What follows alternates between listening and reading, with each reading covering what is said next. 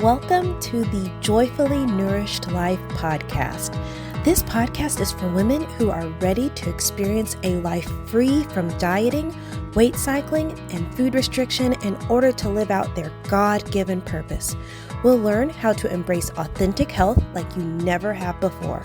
Join founder and host Julia Noel, registered dietitian and diabetes educator, to discover your unique version of the Joyfully Nourished Life today. Welcome to the JNL podcast. If you are new here, welcome. I am so glad that you're here. This is your host, Julia. If you've been listening to the podcast for a while, welcome back. So glad to have you guys listening. This past month has been a busy one, but I have some really exciting news to share about an upcoming live event at the end of this month, October 2023, and a launch that I've teased about a little bit for some time now. So first, my sweet friend Karen Sturtevant and I are teaming up for a free local women's event on Saturday, October the 28th, 2023 at 11 a.m. Central Standard Time for a collaboration of our faith-based platforms. So Karen is a brand partner for True Aura Beauty, which is a skincare and beauty company with non-toxic microbiome-friendly products that are great for both men and women. So if you are looking for skincare, hair products, or cosmetics that bring out the natural beauty and health of your skin and hair without causing skin irritation, harmful reactions, and disruption of your natural microbial balance, definitely check out Karen's link. I put it in the show notes so that you can learn more about her products and her business.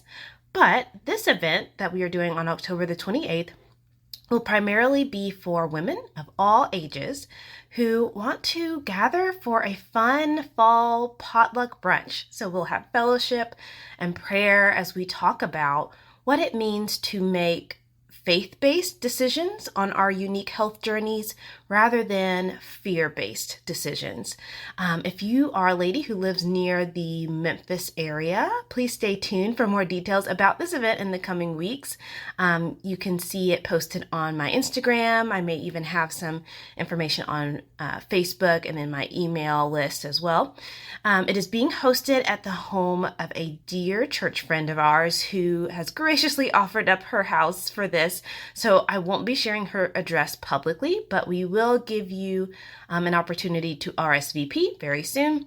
And if you're not on my email list or if you don't follow Karen on Facebook, for me, you can go to the free hunger scale tool link in my Instagram bio to join, or you can just click the link email list sign up in the show notes below.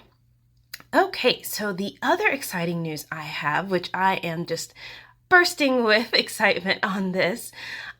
So I have been working on an online course that I have been building over the last few months called the All Foods Fit 12-week program. Y'all, this is a huge passion project that I am so excited to have ready very soon. It is a structured, faith-based, intuitive eating program that is for young women in their 20s to 40s who are ready to take intentional steps toward healing their relationship with food and experiencing authentic health in a community of like-minded women and sisters in Christ. I cannot wait to share more about it, but I can't give all the details right now. But I can say that this program will be open for waitlisting at the beginning of December, and I will launch the first cohort of ladies for this event, this program, on New Year's Day, January the 1st, 2024. So again, this is the All Foods Fit 12-week program course, and I have been praying about this for many, many months, and I cannot wait to see how God uses this program to break the bondage of diet culture off the lives of women all over the world. So stay tuned. I will definitely be talking a lot more about this in the coming weeks. All right, so now I can finally get to the topic of today's episode, which is respecting God's unique design for your body. So a few weeks ago, I shared a few Instagram stories on my Instagram page at The Joyfully Nourished Life in order to get an idea of what some of you all do in your day-to-day lives to respect your body, which is principle 8 of the intuitive eating program. So the majority of you said that you do a combination of different things that I listed in the post as a poll.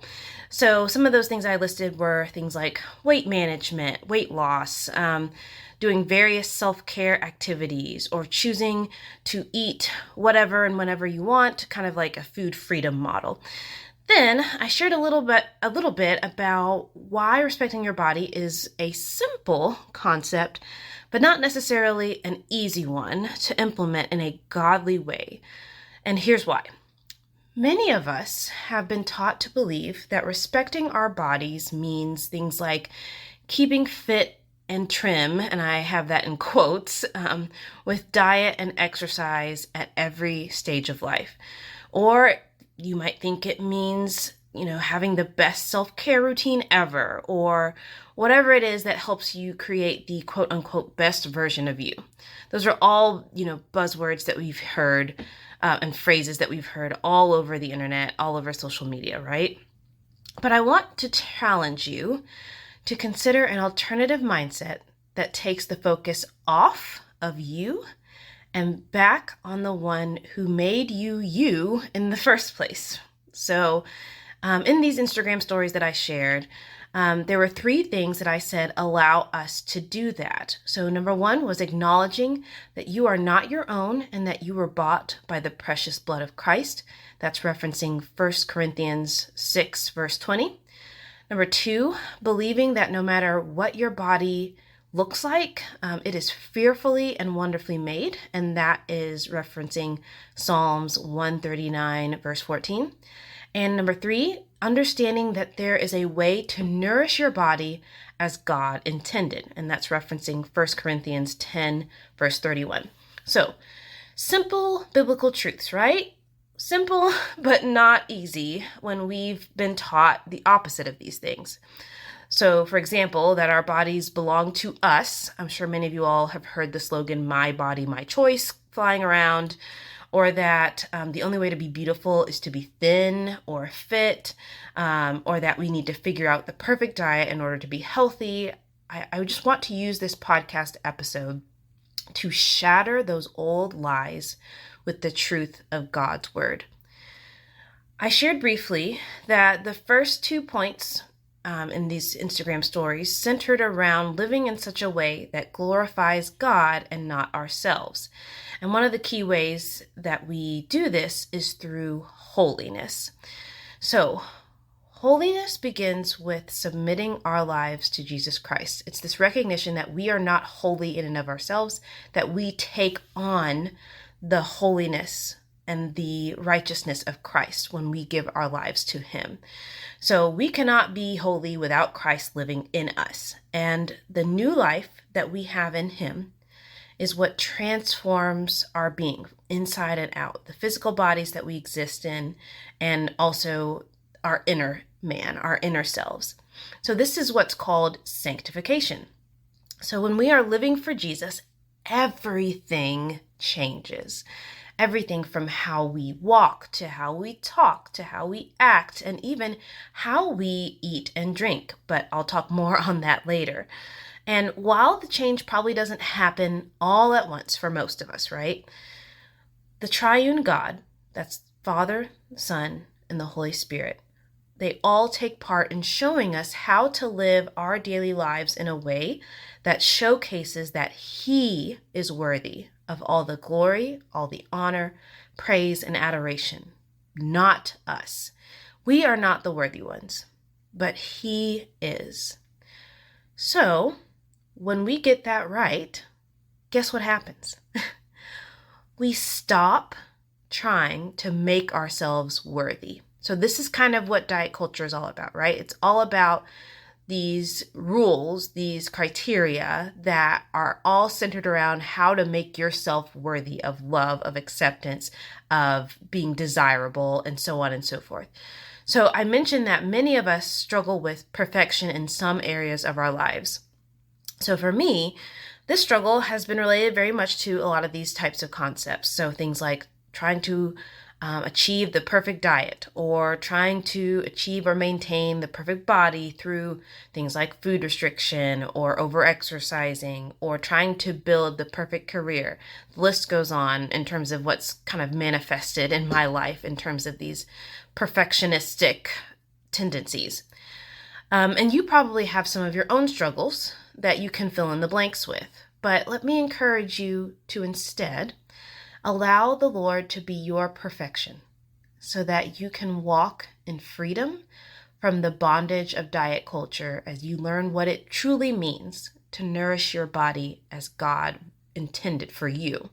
No perfection required. So there are some practical tips that I do want to go through before wrapping up this podcast episode. It's going to be a little bit shorter today. But these are some things that can help you respect God's unique design for your body without striving for perfection and without focusing too much time and energy on things like your body weight, your size, your shape, and all of those more superficial attributes that diet culture tends to glorify, right? So, number one is to maintain good hygiene. So that's pretty self-explanatory, right? But hey, sometimes it is hard.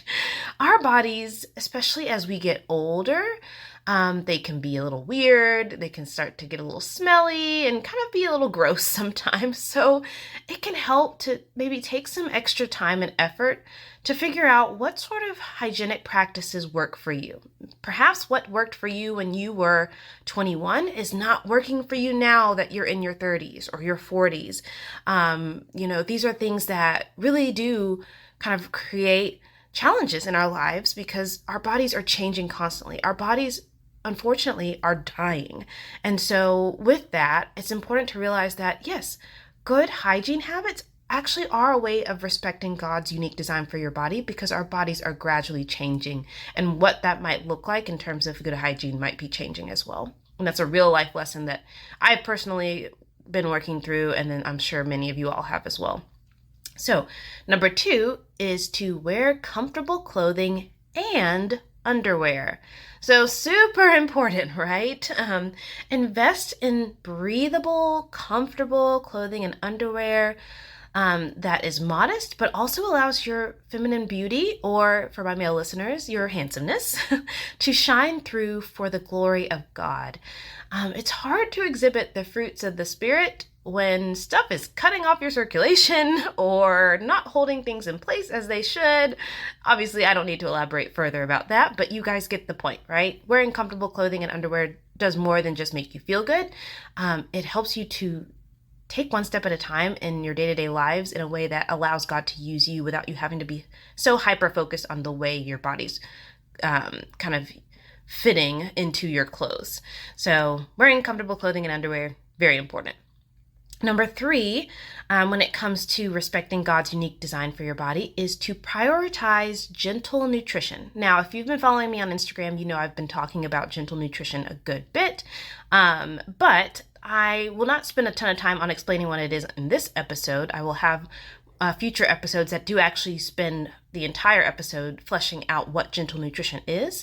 But basically, this is about figuring out what foods are both nourishing and pleasurable to you so that you can have what your body needs to function day by day without it feeling forced and rigid on one end of the spectrum, but also not overindulgent or out of control on the other end of the spectrum. So this is when it comes to things like eating and drinking, right?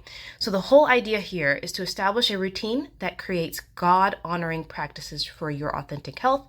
Number 4 is to find movement that feels good to your unique body. So basically the concept here is for you to stop forcing your body to do things that make you dread exercising. So do what actually feels good to you.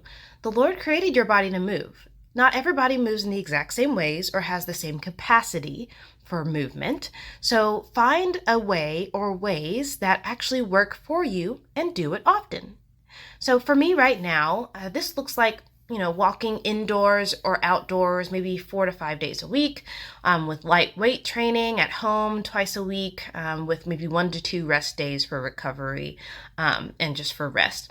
So it could be very different for you. And for me, I know it's probably going to be different for me in, 3 months. I may not be doing the exact same routine then. It's about figuring out what works for you in this season and then making adjustments as needed. That's totally fine.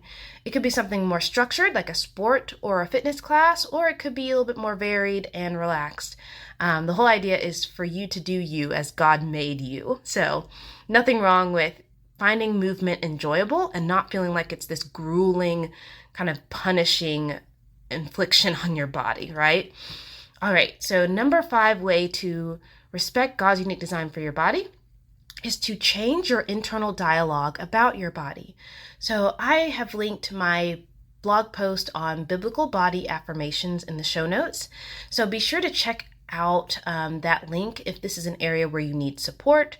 I definitely have a lot more in that blog post that I really have time to go into here. So I would highly recommend you to think about ways to change your internal dialogue from a biblical perspective rather than just from, body affirmations that you might see on the internet. Number 6 is to pamper your body. So this doesn't have to mean, expensive manicures or pedicures, massages, or any other body treatments that don't really suit your lifestyle or budget right now. This could be as simple as, taking an uninterrupted bubble bath once a week. Keyword uninterrupted. Or, enjoying a calming tea drink from time to time.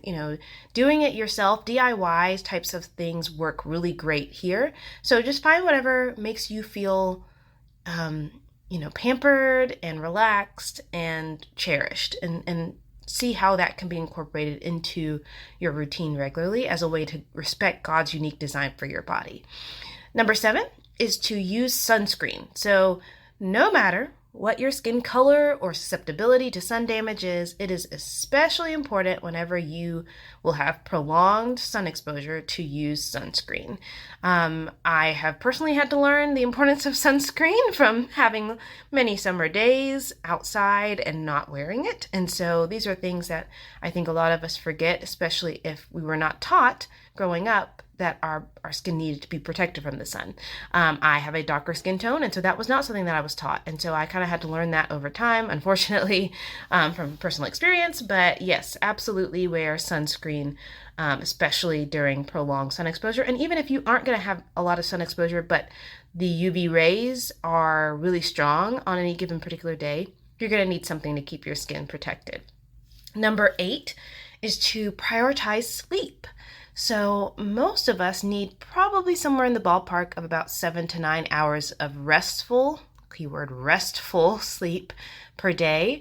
And if you're not getting this, it can literally wear your body down. So do what you got to do to help yourself get more sleep if you can. I know a lot of us are in life stages where we are raising little ones, or we have a child that doesn't sleep through the night, or we have certain health conditions that make it difficult to sleep. So I personally like to use things like an automatic sleep mode feature on my phone, and that helps put it on Do Not Disturb, and then it also makes everything grayscale from about 10 p.m. to 6 a.m. each night. And so that allows me to kind of go off of, using my phone way into the late night hours, which helps to allow me to have more restful sleep. So kind of basically having screen-free time away from my sleep hours is really helpful. Number 9 is to learn about body positivity with a focus on biblical body acceptance. So this one is actually very similar to number 5, so I won't say much about this other than to check out the blog post that I mentioned there in the show notes for more on that. Number 10 is to put yourself in environments that embrace diversity. So things like racial diversity, cultural diversity, ethnic diversity, size diversity, all of the above and more. If you see that everyone you know and connect with looks like you, that may be a sign that you need to branch out and find a community that embraces diversity so that you can learn to find beauty in our differences rather than judging yourself or others for their differences, right? So God made us all in his image, my friends. And I think it's so important that we learn to accept and glorify God in our differences and to rejoice over our differences. So number 11, this is the last one, is to look for healthcare practitioners that provide weight-neutral care. So if this is important to you, this can be a real game changer in your healing journey in your relationship with food in your body. So I am personally a weight-neutral practitioner, and to kind of simplify and explain what that means, is that it means that instead of focusing on weight as a measure of health, I typically will work through figuring out health promoting behaviors and values that align with the clients that I'm working with. So rather than focusing on things like food restriction or dieting for weight loss, I focus on figuring out, okay, what behaviors are working for you right now in terms of your health journey and what's not, and not focusing on weight as the factor that determines success or failure, quote unquote, success or failure, because that's a very diet culture focused perspective, whereas weight neutral is honoring people in whatever size body that they're in. So it can take some time to figure out who might be a good fit for you. So my hope and prayer is that more and more healthcare providers are beginning to adopt and kind of promote a weight neutral approach to caring for those that they serve. And there's a lot of research that actually does support this concept of health at every size. So I want to encourage you, if that's something of interest to you, check out websites like the Association for Size Diversity in Health. That is ASDAH.org or ASDAH.org, and look through their provider listings to see if there's an in-person or virtual practitioner that's able to help meet your needs and is a good fit for you. So they list all different types of services, from weight neutral doctors, nurse practitioners, and physician assistants, to even therapists, dietitians like myself, and so much more.